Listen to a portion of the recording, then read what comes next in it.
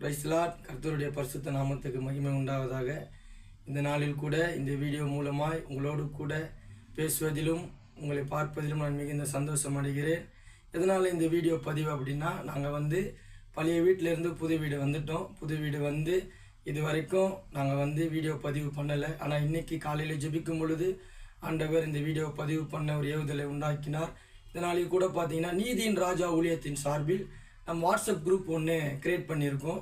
அநேகர் நம்முடைய ப்ரேயருக்கு வரவங்க, ஆண்டவரை அறிந்தவர்கள், நம்மக்கிட்ட அதிகமாக விண்ணப்பம் தருவங்க, அவங்க வாழ்க்கையில் அநேக நன்மைகளை பெற்றவங்க, அவங்களுக்காக நாங்கள் ஒரு வாட்ஸ்அப் குரூப் நீதியின் ராஜா திருச்சபை என்ற ஒரு வாட்ஸ்அப் குரூப்பை நம்ம ஓப்பன் பண்ணியிருக்கோம்.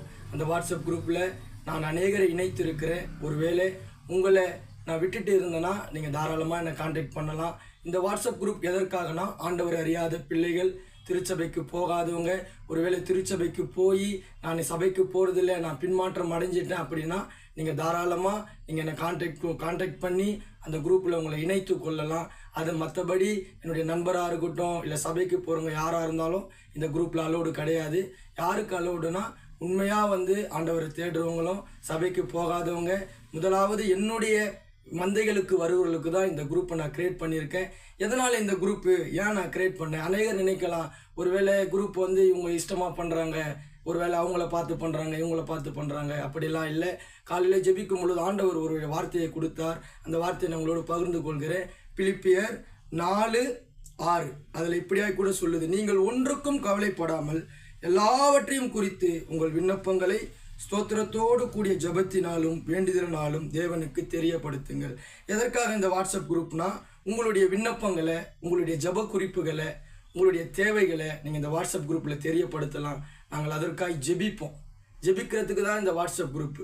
அதே போல் ஆண்டவருக்கு சித்தமானால் தினந்தோறும் ஒரு வேதத்தை தியானித்து அந்த வாட்ஸ்அப் குரூப்பில் நாங்கள் உங்களுக்கு பதிவு பண்ணோம்.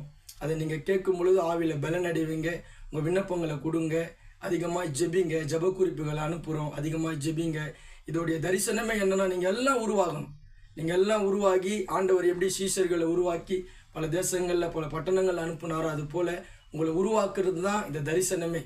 நீங்கள் கடைசி வரைக்கும் இங்கேயே இருக்கணும் அப்படின்றது இல்லை. நீங்கள் உருவாகி நீங்கள் அநேகரை உருவாக்கணும்.